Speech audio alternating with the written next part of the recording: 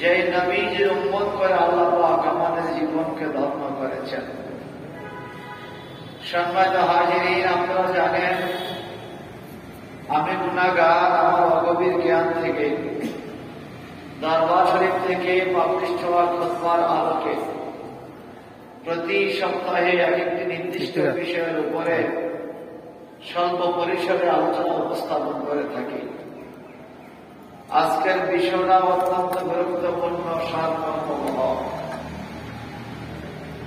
এই বিষয়টা হল ফি মুজিজাতিন নবী সাল্লাল্লাহু আলাইহি ওয়াসাল্লাম, নবীজির মুজিজা। এই নিয়ে আজকের বিষয় আলোচনা। মুজিজা শব্দটি আরবি ভাষা,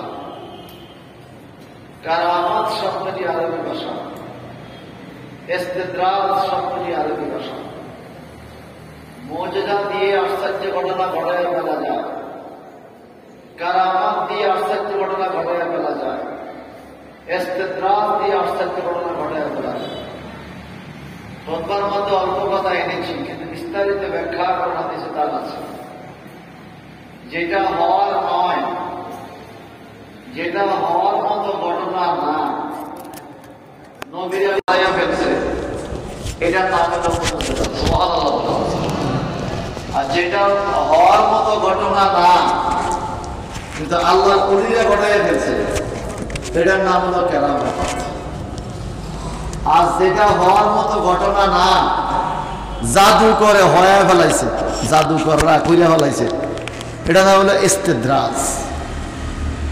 জাদুকররা অনেক সময় হওয়ার মতো না এরকম ঘটনা ঘটাই ফেলে, সে কি আল্লাহর ওলি হয়ে গেছে নাকি?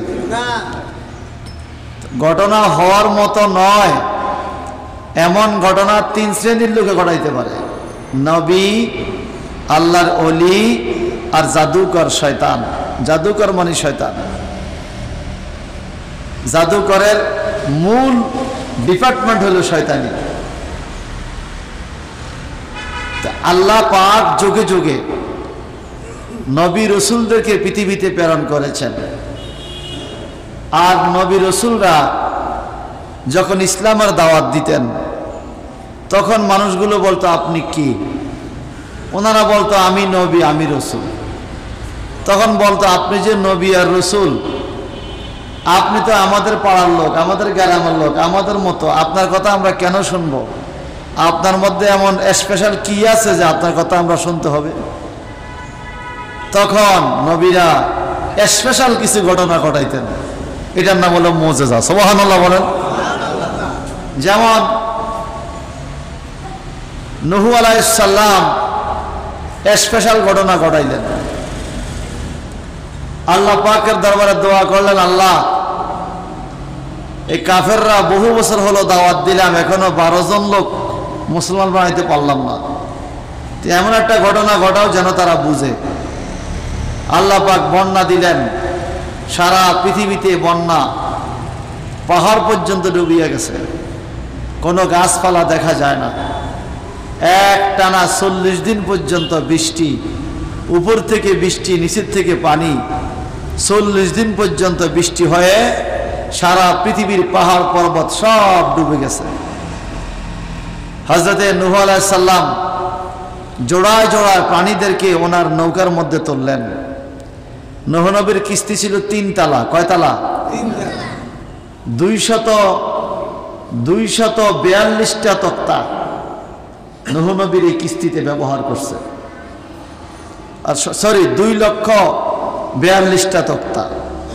কেউ বলছেন 42,000, অর্থাৎ যতজন নবী ততটা তক্তা, প্রতি নবীর নামে নামে একটা একটা তক্তা। সুবহানাল্লাহ বলেন। আর এই নৌকার, এই কিস্তির উপরে একটা মস্তুল বানাইছে, উপরে নেম প্লেট যেখানে, সেখানে দিয়েছে আমাদের নবীর নাম মুহাম্মদ সাল্লাল্লাহু আলাইহি সাল্লাম। সমস্ত নবীদের নামের বরকতের এই কিস্তি উনি তুলবে। আল্লাহর কি কুদরত, এই কিস্তি পাহাড়ের কাছে উনি বানায় রাখছে। কাফেররা বলতেছে নূহর মাথা বেশি সুবিধা না। বলে কি? বলে এই যে মরুভূমির দেশে তুমি এত বড় নৌকা বানায় রাখছো, বলে আইতেছে বন্যা। বলে এটা মরুভূমির দেশে বন্যা জীবনও হয় নাই। বলে যেখানে জীবনে বন্যা হয় নাই নবীরা চাইলে সেখানেও হয়। সুবহানাল্লাহ বলেন। উনি নৌকা বানাইলেন, আর কাফেররা মনে করলো কি আমরা এই নৌকাটাকে বেজ্জতি করি। তারা এই নৌকার মধ্যে আইসা পায়খানা প্রস্রাব নোংরা ময়লা ফালাইয়া পুরা 3 তলা নৌকা ফুরাই ফেলাইছে। নূহ নবী মানুষ একজন ডাক দিলেও শোনে না। আল্লাহ কাছে বলে আল্লাহ আমি কি করা? আল্লাহ বলে তোমার নৌকার মধ্যে নবীদের নাম মোবারক আছে, এটা বরকত আছে, এটা একটা কাজ করতেছি রাখো। এক বুড়ি, বৃদ্ধা এক বুড়ি বলতেছে সমাজের পেছে সবাই যেহেতু নূহুর নৌকায় পায়খানা করে তো আমিও যাই। সে সন্ধ্যাবেলা লাঠি বট দিয়ে আইসা নৌকার কাছায় বসছে পায়খানা করবে, এমন সময়টা নৌকার ভিতরে পড়ে গেছে। বুড়ি ভিতরে বইরা ময়লার থেকে ডুব দিয়া উঠা এখন সে নদীতে নামা গোসল করে দেখতেছে সে এখন আর বুড়ি না, সে 16-17 বছরের যুবতী মেয়ে হয়ে গেছে। বলেন না সুবহানাল্লাহ।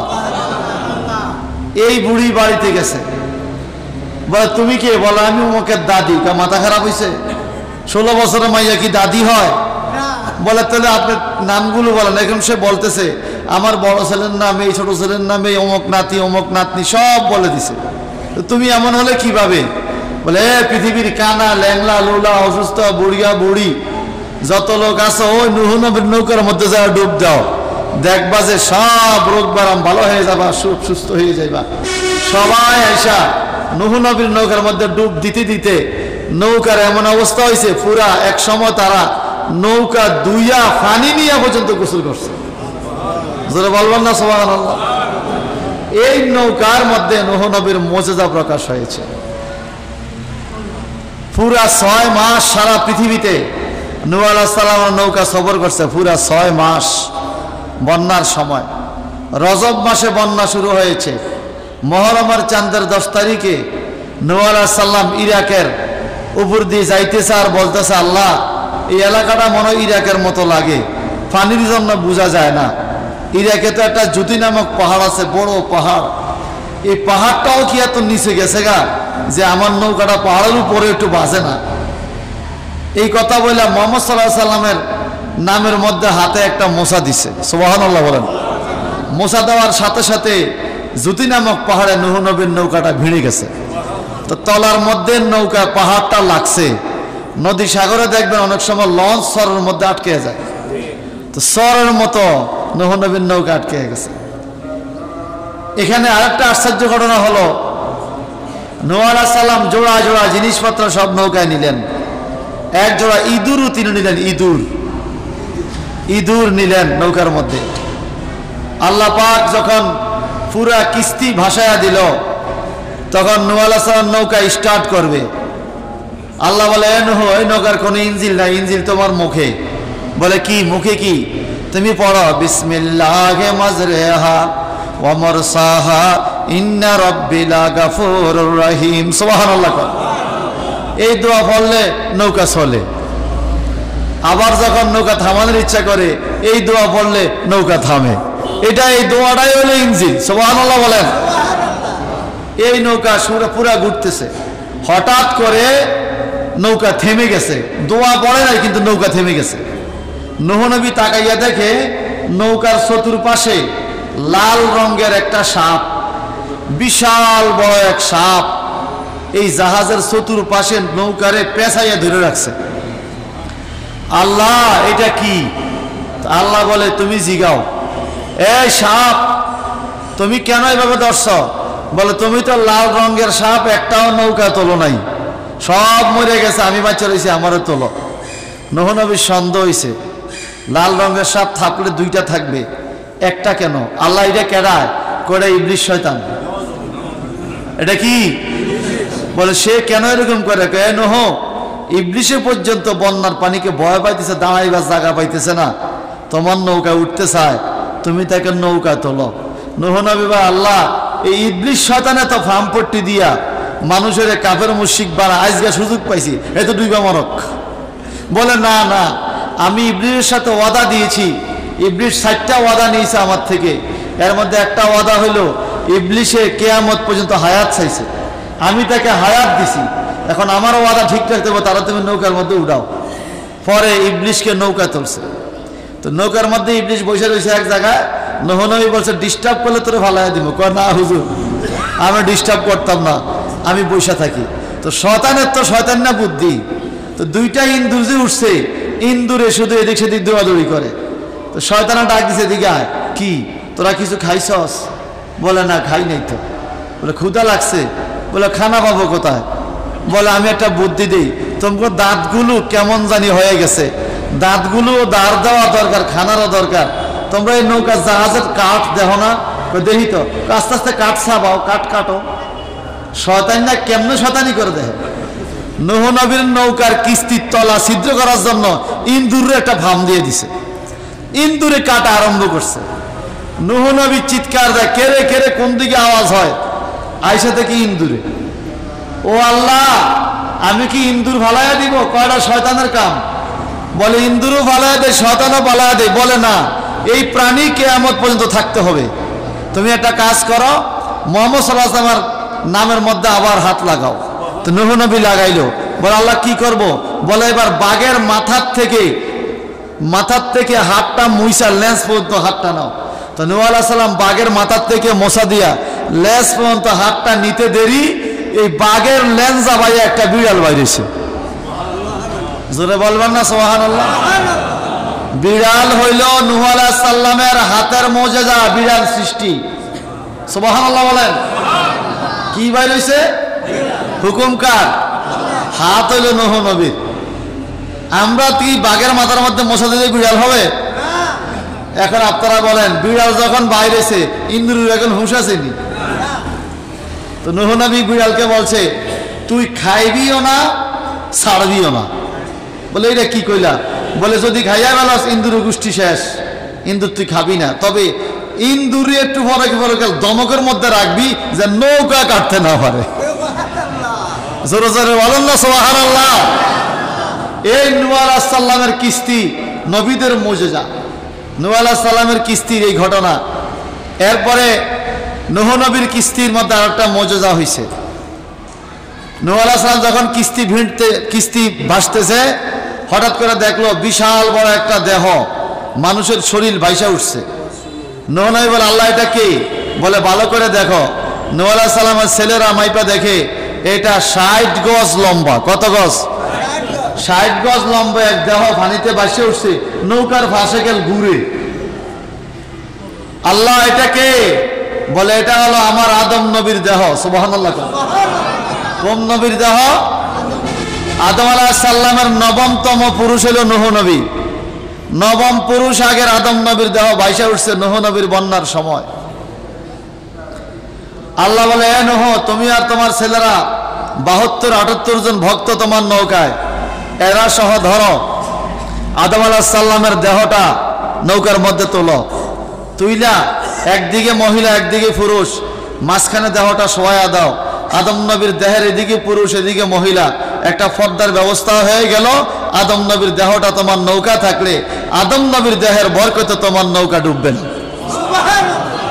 আরো জোরে বলবেন না সুবহানাল্লাহ। আদম আলাইহিস সালাম দোয়া করেছিল জাবালে রহমত পাহাড়ে, প্রথম দোয়া কবুল হয়েছে। আদম আলাইহিস সালাম একবার দোয়া করছে, আল্লাহ আমি তো জেনেছি তুমি বলেছ আখিরি জামানার নবীর আগমন শুনেছি, তো আমার বংশ নাকি একজন নবী আসবে, নূহ নবী। ওই সময় নাকি সারা পৃথিবী বন্যা হবে। আল্লাহ আমার দেহ নাকি বাইসা উঠবে। আল্লাহ যেই লোকে আমার দেহটাকে, আমার শরীরটাকে নূহ নবীর কিস্তির মধ্যে পানির থেকে ধাক্কা দিয়ে উঠিয়ে দিবে, আল্লাহ তুমি তারে কিয়ামত পর্যন্ত হায়াত দিও। আদম আলাইহিস সালামের দোয়া আল্লাহ কবুল করলেন।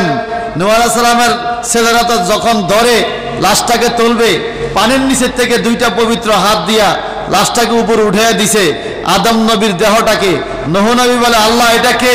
বলে এটা হলো হযরতে খিজির আলাইহিস সালাম, আদম নবীর দেহকে কিস্তিতে তুলে দিছে, এই জন্য আমি তাকে কিয়ামত পর্যন্ত হায়াত দিয়ে দিলাম। ওই যে আদম নবী দোয়া করছে, আল্লাহ যে আমার দেহকে নূহ নবীর কিস্তিতে তুলবে, তুমি তাকে কিয়ামত পর্যন্ত হায়াত দিয়ে দিও। আরে বড় করে কোন সুবহানাল্লাহ। খিজির আলাইহিস সালাম আবে হায়াতের পানি খাইয়াও কিয়ামত পর্যন্ত হায়াত পাইছে। দুইটা ঘটনা আছে, একটা হলো পানি খাইছে, আর হলো আদম নবীর দোয়া পাইছে। হযরতে নূহ আলাইহিস সালামের জুতি নামক পাহাড়ে নৌকা ঠেকলো, উনি নেমে পড়লেন। তাফসিরে পাওয়া যায় নূহ আলাইহিস সালামের সেই নৌকার ধ্বংসের অংশ এখনো ইরাকে রাজা বাদশাদের ঘরে, মন্ত্রী মিনিস্টারদের ঘরে একটু একটু কাঠের টুকরা এখনো আছে। এই পাথরের টুকরা, এই নৌকার কাঠের টুকরা ওষুধের সেবা হিসাবে, বালা মুসিবতের সেবা হিসাবে এখনো মুসলমান ব্যবহার করে। যেই কোনো রোগ বাড়ানোর জন্য নূহ আলাইহিস সালামের নৌকার কাঠ দিয়া পানি খাইলে এও ছিল আল্লাহ রোগ বালা মাফ করে দেয়। তো নবীদের মুজিজা আছে কিনা বলেন? এভাবে ধারাবাহিকভাবে অনেক আছে, আমি দুই একটা করে বলছি, সময় কম। হযরতে ইউসুফ আলাইহিস সালাম মিশরে বাদশাহ হলেন, ওনার ভাইয়েরা সেখানে গেলেন, পরিচয় হলো। আপনারা জানেন ঘটনাটা, আমার তাফসিরেও শুনেছেন। ভাইয়েরা বলল, ইউসুফ তোমার জন্য 40 বছর ধরে আমার আব্বা ইয়াকুব নবী কাঁদতে কাঁদতে চোখের জ্যোতি শক্তি হারিয়ে ফেলেছে, উনি এখন চোখে দেখে না। ইউসুফ আলাইহিস সালাম নিজের গায়ের ফিরহান, নিজের গায়ের জুব্বা জামাটা খুলে একজন ভাইয়ের কাছে দিয়ে বললেন, আমার এই জামাটা নিয়ে তুমি তাড়াতাড়ি আব্বা হুজুরের কাছে সিরিয়া চলে যাও। আমার জামাটা আব্বা হুজুরের চোখের মধ্যে ধরবে। আমি ইউসুফের গায়ে এই জামা লাগছে, এই জামার অনেক বরকত হয়ে গেছে। আমার মুজিজায়, আমার শরীরের বরকতে এই জামার উসিলা আমার আব্বা হুজুর চোখের দৃষ্টিশক্তি ফিরে পাবে। ইউসুফ আলাইহিস সালামের জামা ইয়াকুব আলাইহিস সালামের চোখে দেওয়ার সাথে সাথে ইয়াকুব আলাইহিস সালামের চোখ ভালো হয়ে গেছে। এগুলা কি নবীদের মুজিজা নয়? এইভাবে অনেক। আল্লাহ পাক হযরত মূসা আলাইহিস সালামকে 9টা মুজিজা দান করছে। কয়টা? এর মধ্যে একটা হলো হাতের লাঠি। লাঠির কেমন মুজিজা ছিল! আমাদের দেশে আমরা অনেকে ছাগলের জন্য গাছের থেকে পাতা পাড়ি, পাতা খাওয়ানোর জন্য। তো মূসা আলাইহিস সালামের লাঠি, আল্লাহ পাক বলে, এ মূসা তোমার হাতে এটা কি? আচ্ছা, আল্লাহ কি জানো না মূসা নবীর হাতে কি? এ মূসা তোমার হাতে কি?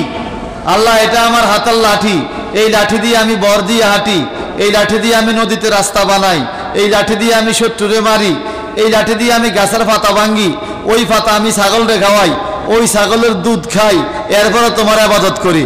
আল্লাহ বলে, আমি তোমার এত কথা জিজ্ঞেসি, শুধু কইছি তোমার হাতে কি? সুবহানাল্লাহ বলেন না?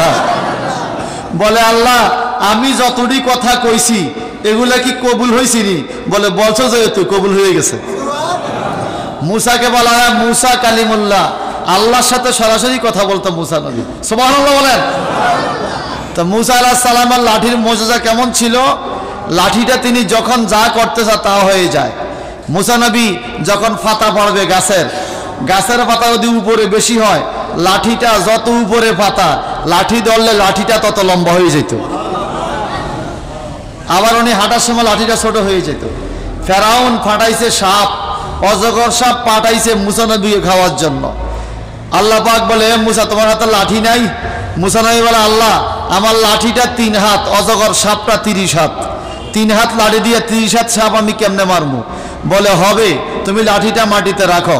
মূসা নবী বলে, আল্লাহ লাঠি হাতে রাখা সাহস পাই না, আর তুমি কো মাটিতে রাখতাম, আমার তো সাপে খাইয়া ফেলবে। আরে রাখো তুমি।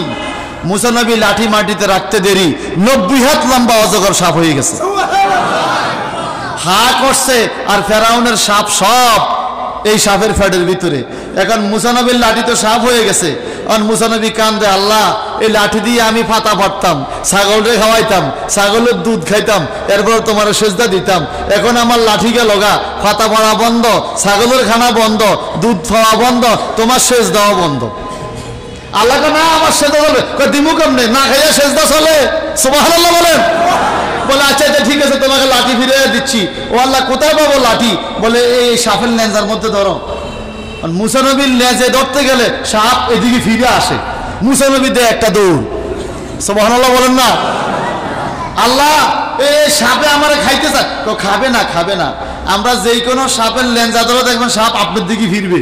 তো মূসা নবীর লেঞ্জা ধরতে যায়, সাপ ফিরলে মূসা নবী আবার দৌড় দেয়, আবার সাপ সোজা হয়, আবার লেঞ্জা ধরে আবার দৌড় দেয়। ও আল্লাহ, বড় মুশকিল, বড় বিপদ। সাহস করে ধরো। তুমি কি আমার লগে আসনি? আমি না থাকলে নি কথা কই, ধরো। মুসা আলাইহিস সালাম সাপের নেজার মধ্যে ধরলো, আবার লাঠি হয়ে গেল। জোরে বলবেন না সুবহানাল্লাহ। এইভাবে মুসা নবীর 9টা মুজিজা আছে, আমি একটা শুধু বললাম। আসুন এরপরে আরেকজন নবীর কথা বলি। হযরতে সালেহ আলাইহিস সালাম আল্লাহর একজন নবী। সামুদ জাতি 200 হাত লম্বা এক একটা মানুষ। আল্লাহ পাক বলে হাল আতাকা হাদিসে জুনুদ ফিরআউন ওয়া সামুদ, নবী আপনার কাছে কি ফেরাউন এবং সামুদ জাতির বাহিনী কথা আসে নাই? বলে আসছে। তো বলেন সামুদ জাতির সাথে কি হয়েছে? সামুদ জাতি 200 হাত লম্বা মানুষ, খুব শক্তিশালী। সাল্লাল্লাহু আলাইহি সাল্লাম বলে তোমরা ঈমান আনো। এরা বলে কার উপর? বলে আল্লাহর উপর। না আনলে কি হবে? বলে আল্লাহ আযাব দিবে। বলে আমাদের চাইতে শক্তিশালী কোনো জাতি নেই, আমরা 200 হাত লম্বা, দেখছো কি দেহ, তোমার আল্লাহর লগে যুদ্ধ করে তোমার আল্লাহর এসে শহীদ করে ফেলাবো। নাউজুবিল্লাহ বলেন। বলে না, এটা সম্ভব নয়, তোমাদের মরণ হবে, তোমরা আল্লাহর উপর ঈমান আনো। তখন তারা শর্ত দিছে। কি শর্ত? বলে আমরা তো ঘর করতে পারি না, লম্বা বেশি মানুষ, একটা 200 হাত লম্বা, 200 হাত লম্বা কোনো ঘরের ফালা হয় না, তো ঘর করতে পারে না, তারা জমিনের মধ্যে থাকে।